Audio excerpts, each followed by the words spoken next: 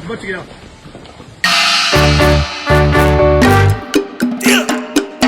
इस वीडियो में देखेंगे आप धराली गंगोत्री जो धाम है, उस धाम को जाने वाले रास्ते में धराली गांव जो पड़ता है, उस धराली में जो हादसा हुआ है, जो भयानक त्रासदी हुई है, उसके संबंध में उत्तराखंड के 4 धामों में से एक धाम गंगोत्री जो उद्गम है गंगा का।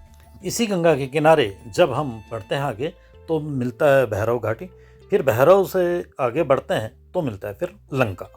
इसी लंका से आगे बढ़ने पर मिलता है धराली। धराली से जरा सा और आगे को आप देखते हैं तो यहाँ पर है एक गधेरा नाला जिसको खीर गाड़ कहते हैं।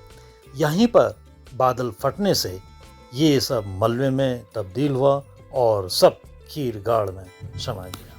यह थराली गांव उत्तराखंड के उत्तरकाशी जिले में समुद्र तल से करीब 8000 फीट की ऊंचाई पर भागीरथी नदी के किनारे हर्सिल घाटी के पास बसा हुआ है और गंगोत्री के बीच एक ये महत्वपूर्ण यहाँ पड़ा हुआ है।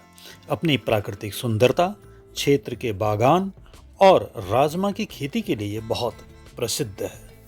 साथ में ये धराली जो गांव है, ये कल्प केदार मंदिर के लिए भी बहुत प्रसिद्ध है। यहाँ पर कल्प केदार मंदिर है जिसका बहुत ज़्यादा महत्व है।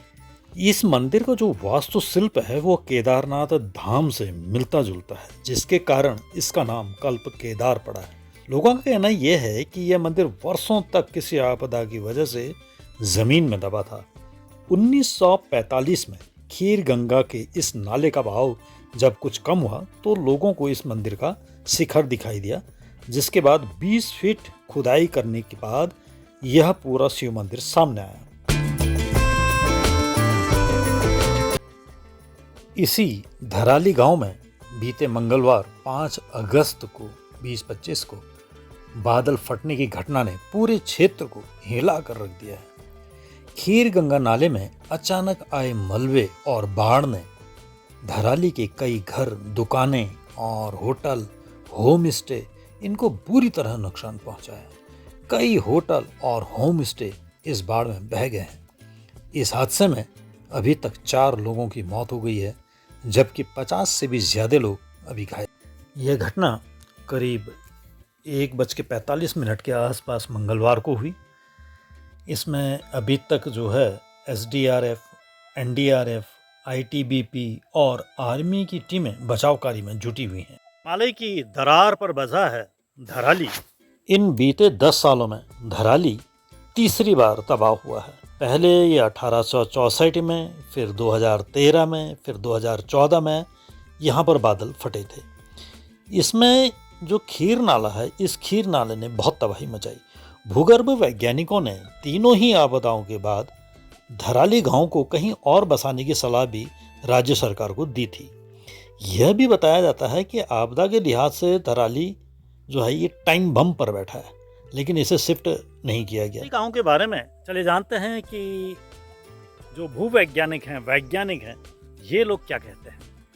जो वरिष्ठ भूगर्भ वैज्ञानिक हैं प्रोफेसर SP सती, वो ये बताते हैं, उनके हिसाब से जो उनका वक्तव्य है, वो ये कहते हैं जो धराली है ये ट्रांस हिमालयी यानी कि 4000 मीटर से ऊपर मौजूद है और उसमें ये मेन सेंट्रल थ्रस्ट में है।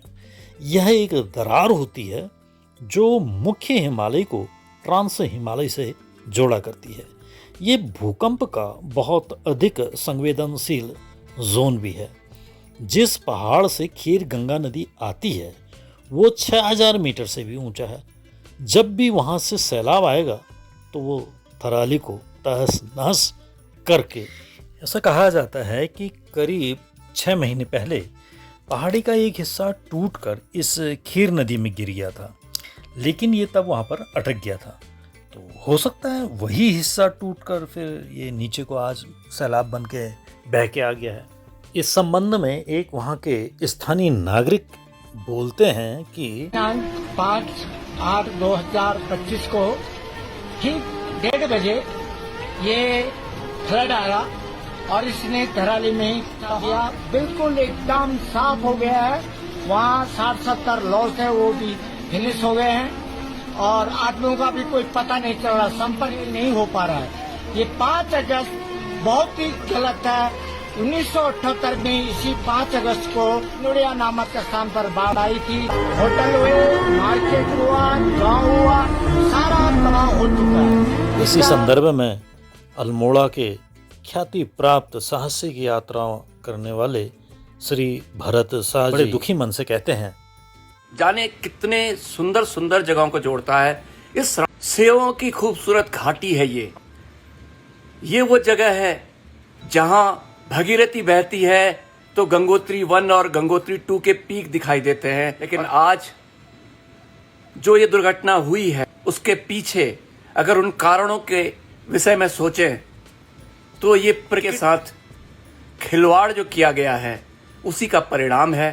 सुरंगें बन रही हैं, खनन हो रहा है, सड़कें बन रही हैं, दुमंजले, तिमंजले, चौमंजले मकान बन रहे हैं, विकास की कहानी लिखी जा रही है। लेकिन ये विकास मनुष्य के विनाश को घोषित कर रहा है। वीडियो में जान बचाने के लिए भागते हुए दिखाई दिए हैं ये लोग।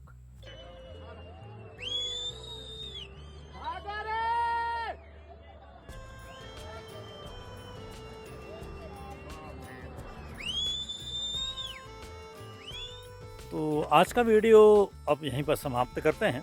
मिलता हूं अब आपको अपने अगले वीडियो में। तब तक के लिए आपको गजेंद्र सिंह डसिला का प्यार भरा नमस्कार।